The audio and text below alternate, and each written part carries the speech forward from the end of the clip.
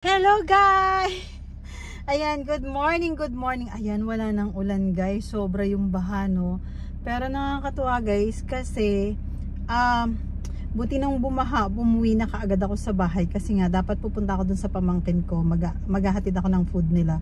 So nakita ko bahang-baha. So ito ngayon, maga pa lang, aalis na ako. Tapos i-check muna natin kasi wala nang baha. So ingat-ingat tayo guys kasi nga sobrang lalim ng mga baha, 'di ba? So mag-iingat lang tayo kasi nga sobrang baha talaga. So yan lang muna guys. Let's go. Pupuntahan ko muna yung mga alaga ko. I-check ko at magdadala na naman ako ng food.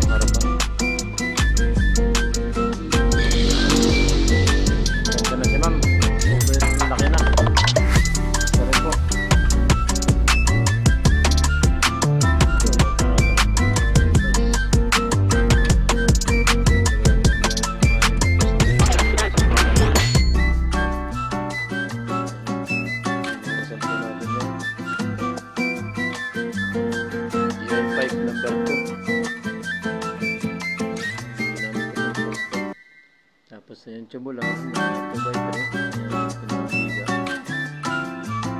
process. Makakuha natin yung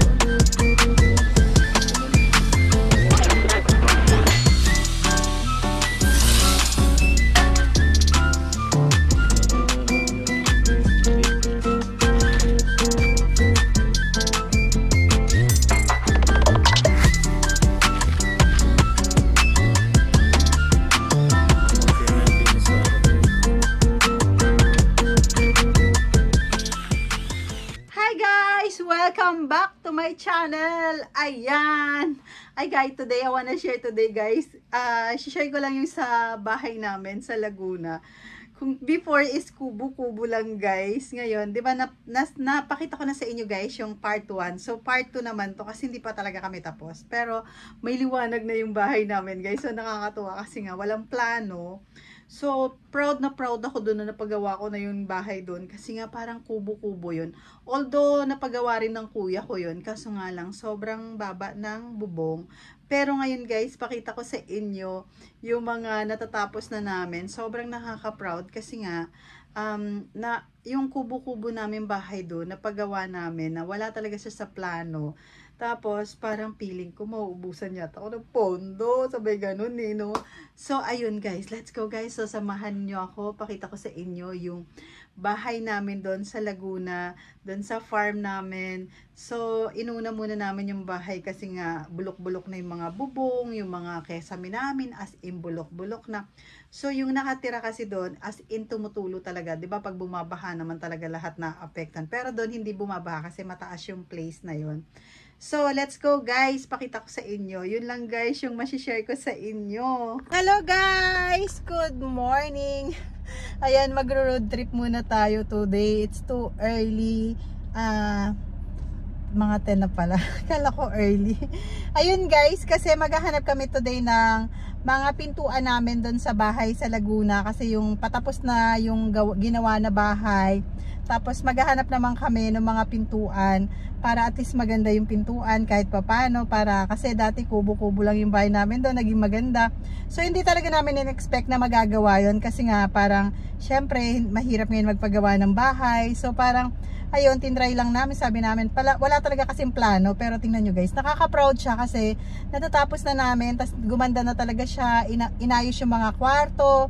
Kumbaga, giniba yung isang room. Papakita ko sa inyo yung mga part 2 na. Kasi yung part 1 na post ko na. So, ito naman yung part 2. Papakita ko sa inyo may gate na kami.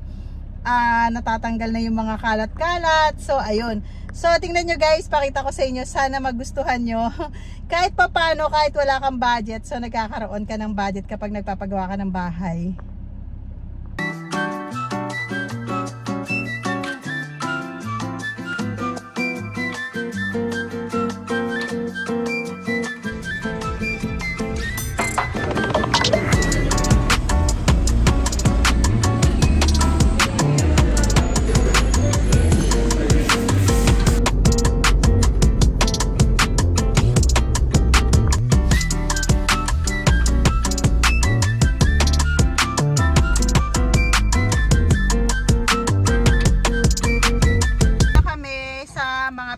Namin. So, by next week, gagawin na at i-deliver na lang. So, yun, pakita ko sa inyo kung saan kami bumili. Bumili si Ma'am Alicia, siyang may-ari. Ayan, dito po kami kumuha ng hamba sa pintuan. Ayan po, yung may-aring mabait na maganda. Ayan ko lang na dito ako bumili. Sabi ko sa inyo,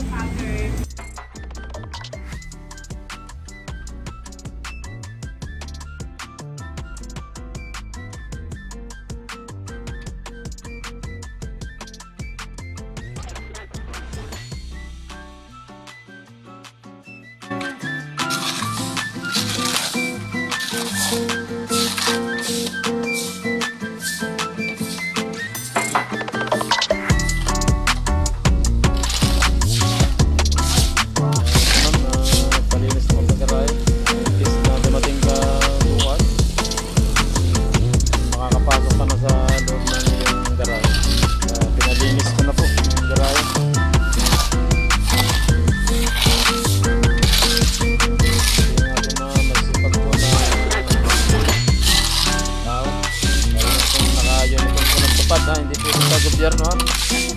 Ginagamit na po yung tupad sa gobyerno. Pero nandito po sa ating residential.